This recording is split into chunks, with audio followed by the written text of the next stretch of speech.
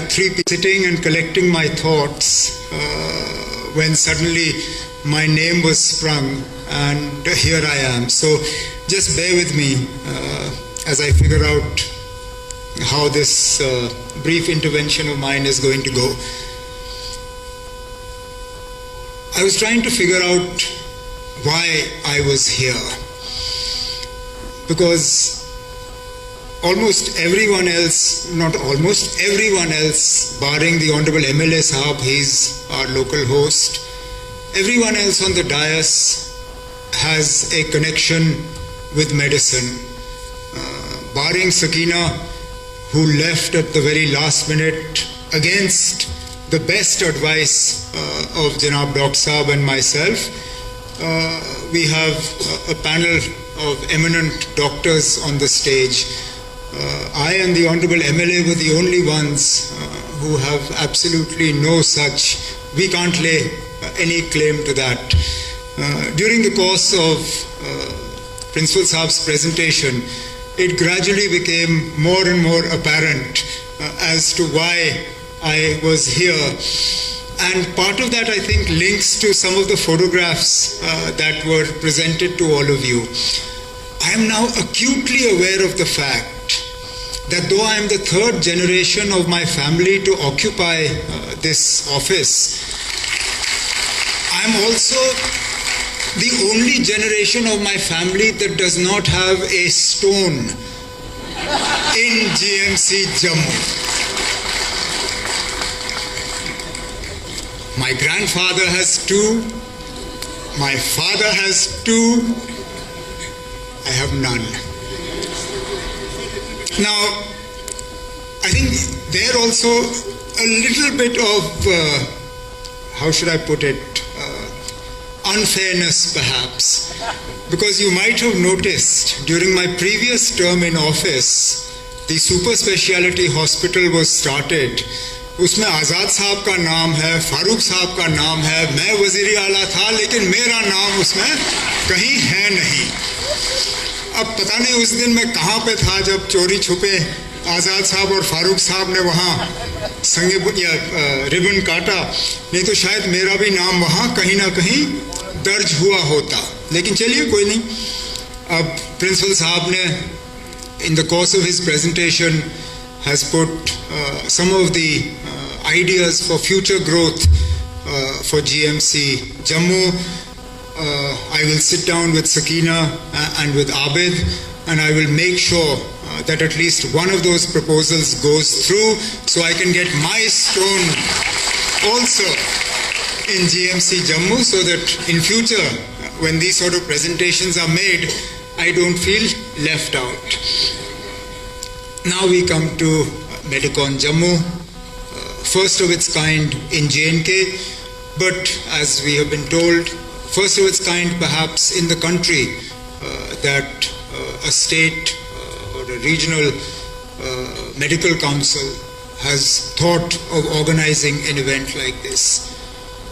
In itself important because it allows the best minds to come together, to share ideas, to share best practices, to share advances in research, and also to deliberate and discuss on new emerging trends. One of the trends that seems to be catching on, again,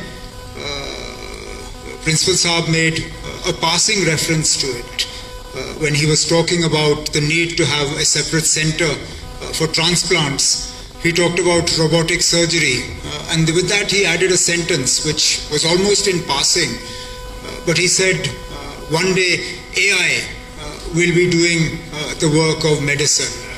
And honestly, I can't imagine a more scary prospect than completely putting my life in the hand of a machine. At the end of the day, there is something to be said for human contact. And that is where you doctors, you literally do God's work. You pull people back from the jaws of death. You give people hope where perhaps all hope is lost. You are there when people are at their most vulnerable, whether it is the patients, whether it is the patients' families. You are there to join in their happiness when they recover. Unfortunately, it's not always good news.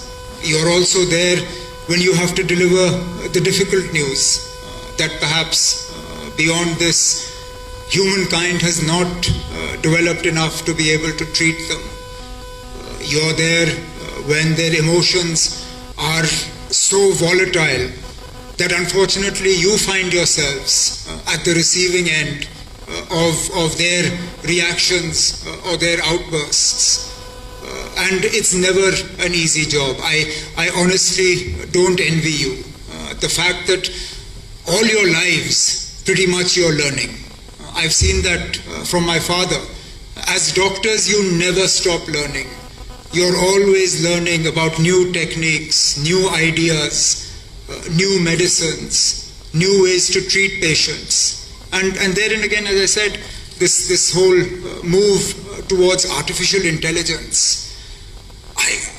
How can a machine replace for me the human emotion that comes from a doctor telling me what my diagnosis is or what my prognosis is or how my family member will do? I've had occasion, both for myself or for members of the family, to have to go to hospital. And truly, we hold on to every single word that doctors tell us, every single little bit of hope. And so, as I said, Medicon 2025 in J&K will talk about a whole lot of things, but I also hope that some of the more futuristic advances that Principal Saab alluded to will also form part of our discussions. How much technology is a good thing? How much human contact can be replaced with technology? I'm sure there are many things that machines do better, but there are some things that human beings will always do better than machines. So where does one draw the line in terms of ethics in medicine? Is there ever a point where too much ethic is a bad thing? Now, these are sort of wide-ranging discussions, but they're discussions that need to be had. This whole move towards profit, do medical care and profit, do they clash? Is it ethical to expect that hospitals will make treatment a means of profit? These are ethical questions that doctors always face. Doctors that go into big corporate private hospitals where they're given targets not so much according to how many patients they treat, but according to how much revenue they generate for the hospital. So a patient will go in with a headache and find themselves x-rayed for their ankles simply because they have to do a certain number of tests to meet targets. So there are all sorts of debates and discussions that go around the subjects that Medicon is going to touch upon. And the good thing is that you also involve the students with the SRDC. I understand that 11 credits are going to be given to participants in this Medicon as well. That in itself will drive greater involvement and greater enthusiasm on the part of those who have to learn.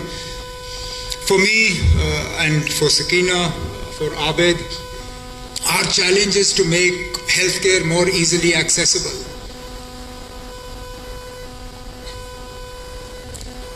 Professor Gupta pointed out the excess pressure on the emergency in GMC Jammu. That simply stems from the fact that our peripheral areas, healthcare is not to the standard that we require it to be, which is why everyone floods into cities. The only way we can remove this pressure is not by improving or adding to our infrastructure in Jammu. It's by adding and improving to our infrastructure in the peripheral areas. Now, there was a time when we only had GMC Jammu and GMC Srinagar. Now we have GMCs at the district level. Therefore, we have to augment and improve the emergency handling capability and capacity at those GMCs so that automatically pressure on GMC Jammu, or for that matter SCIMS in Srinagar, will get reduced. similarly, we have to try and ensure that our doctors not simply don't practice in cities. I know it's not a popular thing for me to say, but at the end of the day, our rural areas also deserve some amount of health care, some amount of access to medicine and medical facilities. And I truly believe that it is the younger doctors who will be able to do that, because the pressures on you are less right now. And by that I mean the pressures of having a family, children's education, and things like that. So we, Sakina, Abid, myself, all of us in the government, we're constantly trying to see how we can make your lives better by making more funds available to you, by making more facilities available to you, and also by trying to give people in the rural areas access to better quality health care, so that our quality of life in Jammu and Kashmir improves. The sort of request that Professor Gupta Sahab put in about age limit augmentation, it's something we did last time.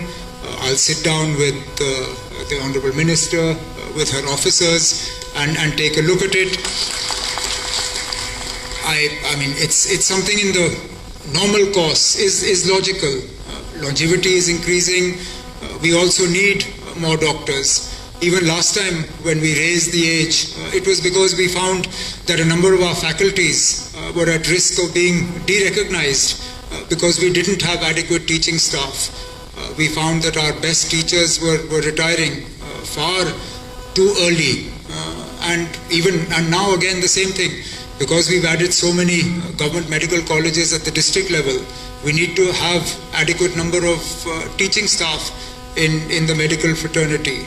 So therefore, we will sit down, we'll take a look at it, and I'm sure we'll be able to find some way forward on this. But with the expectation that J&K Medicon will sit down, deliberate, and sort of make use of this opportunity, I look forward to coming back again to GMC Jammu, to being amongst all of you, perhaps at that time with my name on a stone. But I wish you all the best. Thank you all very much.